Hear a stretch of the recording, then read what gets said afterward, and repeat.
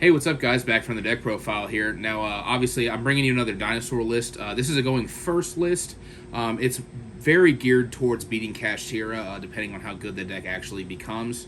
It was just a lot of tech stuff going on in here, and I have card explanations that I really want to share with you and like how the niche interactions are and stuff. So, and I know you guys have been really enjoying the dinosaur content. I've been enjoying the deck a lot. So, without further ado, just, dinos.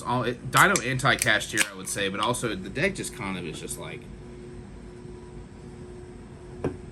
just crazy. I don't know a whole lot of decks that can play through Book of Moons. All Book of Moons.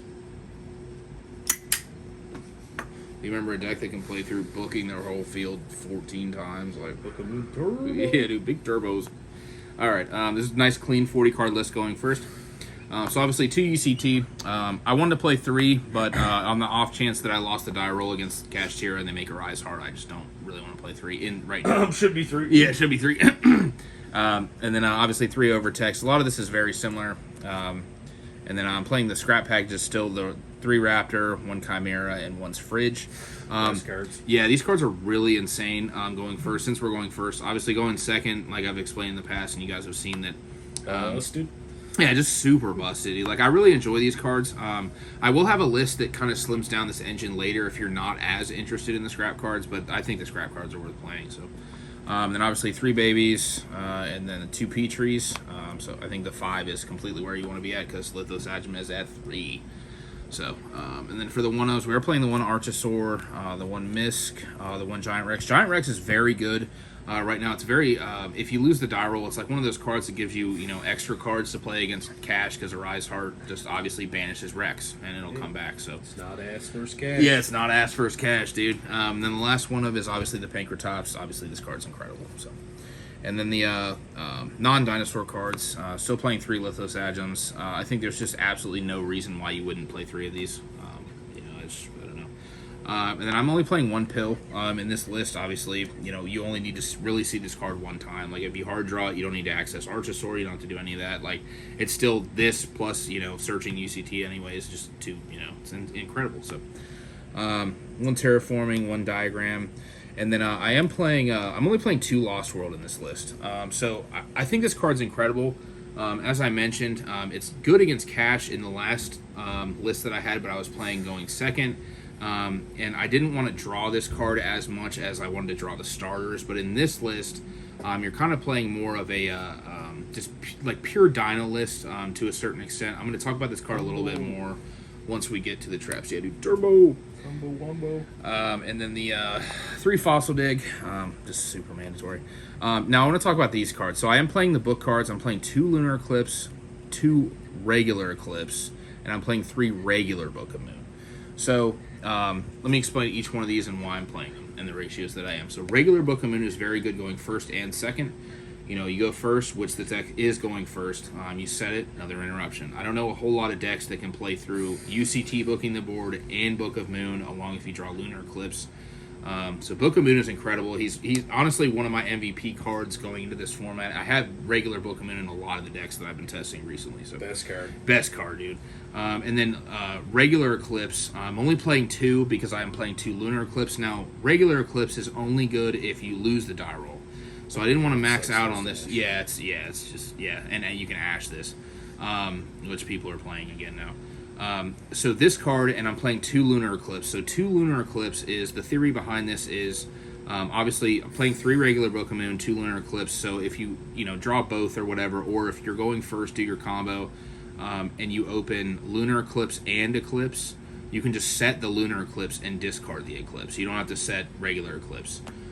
Plus, once again, like I mentioned in the past, Lunar Eclipse is a discard outlet because sometimes you will open Scrap Chimera and Raptor.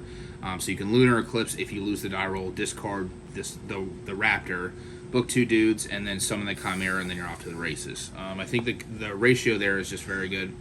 And then this was the card that I've been flexing in and out. I'm playing 3 Rivalry. Now, obviously, the whole deck is dinosaurs minus Lithos Agim in the extra deck, because there's no real extra deck dinosaurs, you know what I mean? So, that are worth playing. But the theory behind this is, obviously, Lost World shuts them off from specialing a Fenrir or Unicorn or whatever. But once you give them the Lost World token, you can just set Warlord Rivalry and then just standby draw, whatever. Flip the rivalry, they have the token, and you don't really play into the links with this deck if you're going first and you open rivalry. You just leave a bunch of dinosaurs. Because if you access the Misk and people are playing Nibiru, you just leave all the dinosaurs during your main phase 1, and then you just pass. So they can never nib you if you Misk that turn. You don't start doing the scrap plays, you don't do any of that. And then you just set rivalry.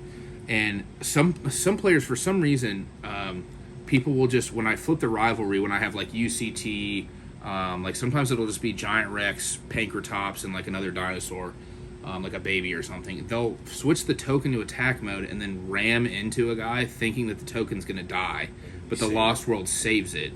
So this just still prevents them from doing like anything. You can destroy a baby from Yeah, deck. exactly. Then you just float into more cards, and then you just overwhelm them with 5 dinosaur monsters next turn. Like, that's literally the theory behind this deck with Lost World in the rivalry. I wasn't playing 3 Lost World because I kept drawing 2. Obviously, we're playing Terraforming, which is kind of like 3. So I think Rivalry is very good. I was playing D-Barrier, and I was thinking about Gozen, but Gozen is way worse in this deck than Rivalry was, obviously. So just, the stun-ish cards. So very happy with how this deck turned out, 40 cards. Then the extra deck, the extra dip. We are playing the 1 Linkuriboh for the Archosaur. We are playing 2 of the Linguriboh, obviously, for the, if they give you the Ibly, you can play. Obviously, you could end up not even playing this card and then just maining Econ or something, to that stature. So those are the only Link ones. And then we're only playing 1 Scrap Wyvern. I'm not really worried about this card getting banished anymore. The more I played against that deck, I realized that we don't care. Dinosaur players don't care about the extra deck at all. UCT does all the heavy lifting, all the dirty work. So I think the 1 Scrap Wyvern, if you need to use it. Oh, I'm sorry, I am playing 2. There was one scenario where I did like the second one, but it also kind of takes their mind off of Zeus. A lot of players will just rip the Zeus, and then the following turn they'll Unicorn and look at the extra and be like, oh, I forgot there was 2 Wyverns in here. But the 2 Wyverns is fine. I don't think I would change this. And then I'm still playing the Cerberus, the Phoenix. Obviously, Cerberus can pop the Lost World token. Also, like I mentioned in past videos, if you go first, this is a board that you can set up where they're all co-linked, and then you would normally have a rank 4 here. Sometimes it would be, sometimes it would be Baguska, depending, and you wouldn't summon UCT, or it would be like Dalka UCT. You know what I mean? So this was fine. I'm not mad at it. So, and then we were playing the Pentastag, the old boy, dude, the Piercer. Yeah, the big Piercers. And then this was like an engine I was kind of happy with, was the IP and the Avermax. Big shout out to my boy Cody. Shout out. This is kind of what you do a lot of the time, but also, like I said, if you do draw Rivalry in this deck, that kind of just almost ensures you game 1, I think, if you win the die roll a lot of the time. Obviously, they can play through it and whatever, depending on what they play, but it takes you out of Lava Golem range, all that stuff. So, but I really do like IP Avermax. Then obviously we're playing the Access Code standard, and then for the rank 4s, we're playing the Baguskis, the Dugaris, the Dalka. The Dalka can be swapped out. Dalka is very good, but I don't think it's needed as much.